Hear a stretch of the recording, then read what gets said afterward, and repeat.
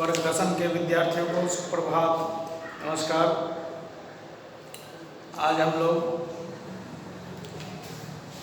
Chapter 2 गुणवती कन्या का प्रश्न संख्या 2 से आगे बढ़ेंगे। सर्वप्रथम आप अपने पाठ्य पुस्तक को खोलकर अपने सामने रखेंगे ताकि समझने में सुविधा हो।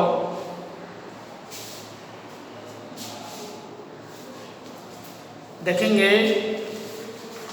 प्रश्न संख्या 2 में दिया हुआ है स्थूल पदानि आधृत्य प्रश्न निर्माणं कृत। स्थूल पदानि का मतलब होता है मोटे पद के आधार पर प्रश्न का निर्माण करें। इस टाइप का प्रश्नोत्तर जो है कोई नया नहीं है आपके लिए, पहले भी कई बार हम लोग क्या है कि बना चुके हैं। आज पुनः इस प्रश्न को हम समझने जा रहे हैं। देखेंगे प्रश्न संख्या 2 के क में दिया हुआ है इमान् कुशान् स्वर्णकारेभ्यो देहि। इमान् कुशान् स्वर्णकारेभ्यो देहि। ईमान माने क्या होता है? इन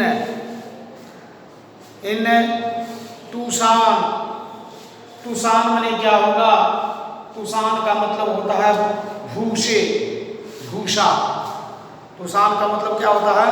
भूषा।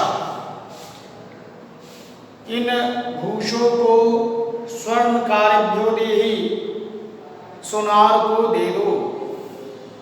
अब देखेंगे इसमें स्थूल पद कौन सा है। तो आपके पास पुस्तक है, पुस्तक को खोलकर सामने रखे हुए हैं। तो आप स्थूल पद आपको पता चल जाएगा। इसमें स्थूल पद है स्वर्णकारेभ्यो। ये स्वर्णकारेभ्यो क्या है? स्थूल पद है। तो स्वर्णकारेभ्यो के स्थान पर हम प्रश्नसूचक शब्द को लिखेंगे।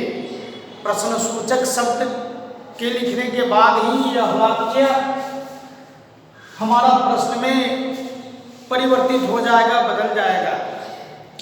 अब देखिए स्वर्णकारेभ्यो के स्थान पर हम यहाँ देंगे किभ्यः लिखिए, अर्थात इमान् कुशान् स्वर्णकारेभ्यो के स्थान पर क्या लिखे? किभ्यः देहि। हो गया, कोई दिक्कत नहीं है आप लोगों को। प्रश्न संख्या ख देखिए। प्रश्न संख्या ख में दिया है तया वृद्धदासी साभिप्रायम् आलोकिता। तया वृद्धदासी साभिप्रायम् आलोकिता। यहाँ तया जो है आपका स्थूल पद है। तया क्या है? स्थूल पद है। तो तया के स्थान पर हम कौन सा प्रश्नसूचक शब्द देंगे? तो तया के स्थान पर आप प्रश्नसूचक शब्द दीजिएगा कया। कया वृद्धदासी साभिप्रायम् आलोकिता। ठीक है। जिस वचन में यह कया है उसी विभक्ति उसी वचन में आपको जो है एक कया शब्द हम चलेंगे, चुनाव करेंगे इसका। देखेंगे प्रश्न संख्या 2। प्रश्न संख्या 2 में दिया हुआ है तान् तण्डुलान् क्वथित जले प्राक्षिपत्। तान् तण्डुलान् क्वथित जले प्राक्षिपत्। क्या होगा इसमें? आपको जो है स्थूल पद कौन है? तो स्थूल पद इसमें क्वथित जले है। देखिए इन चावल के दानों को क्वथित जले का मतलब हुआ उबले हुए जल में प्राक्षिपत धो लो, है ना। अब क्वथित जले के स्थान पर हम क्या लिखेंगे कि यह वाक्य हमारा प्रश्न में बदल जाए। क्वथित जले के स्थान पर हम लिखेंगे, है ना, कुत्र,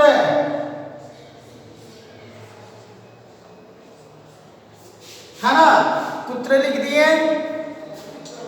प्रश्न घ देखिए, सा कन्या अतिथिं स्नाय प्रेरितवती, सा कन्या अतिथिं स्नानाय प्रेरितवती। तो इसमें पूर्ण पद क्या है, क्या कहते हैं, स्थूल पद क्या है, स्थूल पद, इसमें स्थूल पद है आपको अतिथिं, ठीक है, अतिथिं हो गया स्थूल पद। अब हम इस अतिथिं के जगह पर कौन सा प्रश्न सूचक शब्द देंगे, तो अतिथिं के जगह पर हम प्रश्न सूचक शब्द देंगे कंग, ठीक है।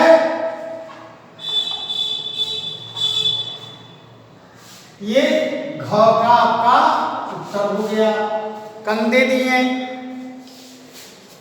चलिए अब हम आगे बढ़ेंगे प्रश्न संख्या 3 में। आप सभी विद्यार्थी पाठ्य पुस्तक से प्रश्न संख्या 3 को समझेंगे। देखिए प्रश्न संख्या 3 में आपको दिया हुआ है क स्तंभे दत्तानां पदानां समानार्थकं पदं ख स्तंभे दत्तं तौ यथोचितं योजयत। स्तंभ क में जो पद दिया हुआ है स्तंभ ख के समानार्थक पद से मिला देना है। समानार्थक पद का मतलब आप लोग जानते हैं ना, समानार्थक पद का मतलब होता है समान अर्थ वाले पद, ठीक है। तो स्तंभ प्रश्न संख्या 3 के क स्तंभ में दिया हुआ है कलत्रम। अब कलत्रम का मतलब क्या हुआ, कलत्रम का मतलब होता है पत्नी। पत्नी का बहुत सारा पर्यायवाची शब्द आता है, भार्या, नागनी, जाया, कलत्रम इत्यादि बहुत सारे क्या है कि पर्यायवाची शब्द आते हैं जो कि समानार्थी शब्द भी कहे जाते हैं। समानार्थी शब्द का मतलब हुआ समान अर्थ वाले शब्द। चलिए कलत्रम, तब कलत्रम स्तंभ ख में से पत्नी दिया हुआ है, कलत्रम को हम पत्नी से मिला देंगे। पत्तनम, पत्तनम का मतलब होता है नगरम, नगरम से मिला देंगे। अब अम्भसा, अम्भसा मतलब जल को, जल का पर्यायवाची नाम अम्ब है, तो अम्भसा को जलेन से मिला देंगे। घ में दिया हुआ है मुहुर्मुहुः, मुहुर्मुहुः का मतलब क्या होता है, बार बार। मुहुर्मुहुः का मतलब क्या होता है, बार बार। तो मुहुर्मुहुः को किससे मिलाएंगे, सबसे ख स्तंभ के सबसे ऊपर बारंबारम। अब देखिए प्रश्न संख्या 3 के अंतिम प्रश्न भाग दिया हुआ है चिंचा फलम। चिंचा फलम का मतलब क्या होता है, मालूम है आपको? चिंचा फलम का मतलब होता है इमली, है ना। चलिए तो इमली को हम मिला देंगे, तिनतिनी से मिला देंगे, इसका पर्यायवाची पद है तिनतिनी। चलिए इस तरह से प्रश्न संख्या 3 तक आप लोग समझ चुके हैं। आप सभी विद्यार्थी आज के गृह कार्य के रूप में जो हमने प्रश्न समझाया फेयर के कॉपी में सुंदर अक्षर में लिख लेंगे और लिखने के साथ साथ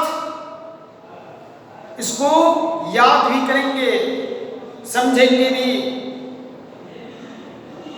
लिखने के साथ साथ इसे स्मरण भी करना आवश्यक है।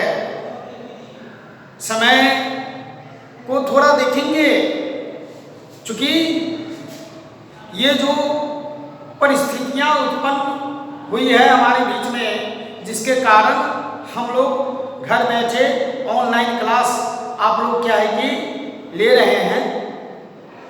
पुनः जब क्या है कि पठन पाठन का कार्यक्रम आपको सुचारू ढंग से प्रारंभ हो जाएगा, उस समय हमने जो भी गृहकार्य दिया उसको हम सुनेंगे, देखेंगे, चेक करेंगे। साथ ही साथ अगर इस विषम परिस्थिति में आप लोग अपने अध्ययन पर ध्यान नहीं देंगे, क्योंकि आप लोगों के पास अभी पर्याप्त समय है, समय का सदुपयोग कीजिए, समय का सदुपयोग कीजिए। टाइम इज मनी, समय ही क्या है कि सब कुछ है। इसको सकारात्मक ढंग से बिताइए। आप लोग घर बैठिए, एकाग्रचित होकर अपने अपने विषय को बेहतर ढंग से तैयारी कीजिए।